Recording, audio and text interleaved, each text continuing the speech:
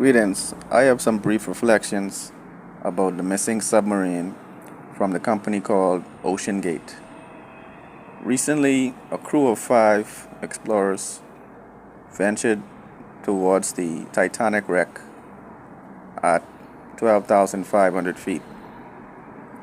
And somewhere along the journey, they were in communication with the mothership that was responsible for launching them.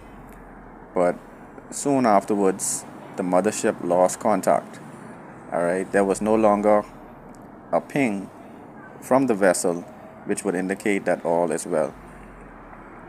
And I'm not sure how much time they have left, but a submarine has a limited oxygen supply. And at this moment, persons are feverishly and frantically scouring the sea from above. But they also released some autonomous drones, and these marine drones were now scouring the area. They say that the search area is about the size of Connecticut, indicating that they are covering a wide area in search of this vessel. And when I saw the shape of the vessel, it reminded me of something I saw recently called the Prince Rupert drop.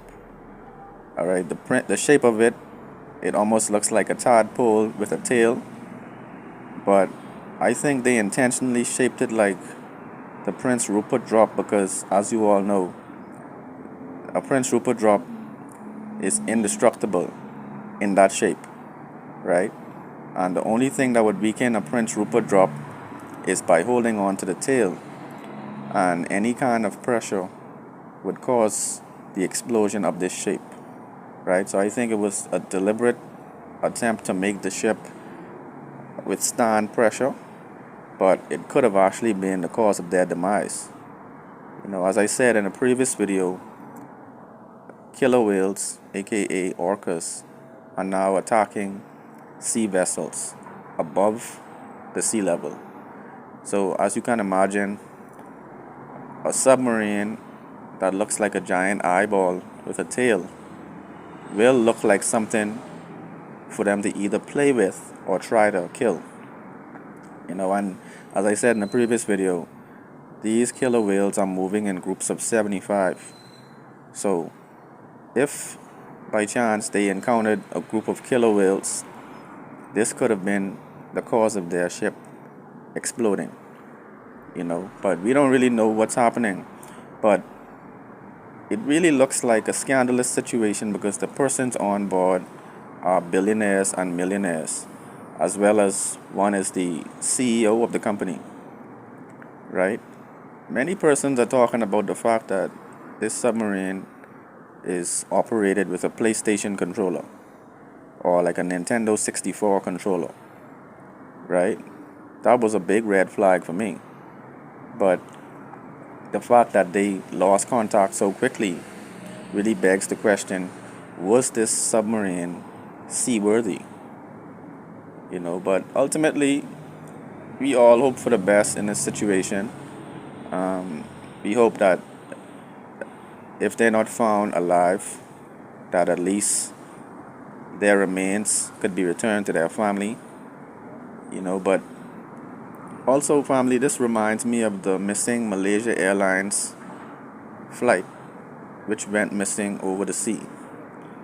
If you can recall, in a similar fashion, the air traffic control was in constant contact with this plane. But along its journey, it vanished from the radar, and there have yet to be any parts of the plane that have been discovered. All of the passengers and their remains and their luggage and the fuselage of the plane are all missing. And so persons in the flat earth community are also speculating about the Titanic as well as the Titanic submersible. Okay, it is a widely held view among flat earth enthusiasts that there's an ice wall around all of the land masses on the Earth, and that the planet is not spherical, it's flat. And persons are actually speculating that this journey on this submarine was not intended for the Titanic. Persons are speculating that this billionaire and his friends actually wanted to venture beyond the wreckage of the Titanic and move into some unexplored or restricted area beyond the Arctic. Okay, because the position of Newfoundland, if I look at the spherical map of the Earth, Newfoundland is a stone's throw away from the Arctic. If they continue on a northern trek, they would have encountered the Arctic. And it stands to reason that they could have drifted into an area and suffered the same fate of the Titanic. Collided with a iceberg. We don't really know what happened. We can only speculate. It's regrettable that they took somebody who had just started living their life. One of the millionaires brought his 19-year-old son. So it's a regrettable situation all around. It wasn't a safe journey to take when you consider that the submarine did not pass any of the safety specifications from the regulatory agencies. It was basically a fool's errand, if you really want to know my opinion. But also, before I end this video, I know there's a lot of speculation, but how is it that there's a James Webb telescope that they claim can see light years and eons away from the planet, but we don't have one sonar device or some type of technology that is able to peer beneath the ocean? I mean, there's very little light, I understand that, but how is it that we live on this planet and we don't even know what is 13,000 feet below us, but we're trying to actually see millions and millions of miles away from the planet? I think there has to be some type of technology that is able to see beneath the sea, because there are aerial scans that they do that are able to see tens and hundreds of feet beneath the ground level. Persons are able to find the remains of temples and other settlements from the ancient world via the use of these scans.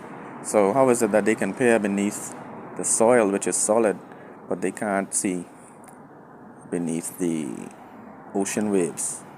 That to me is a red flag. Is it that they're keeping this type of technology for military use only?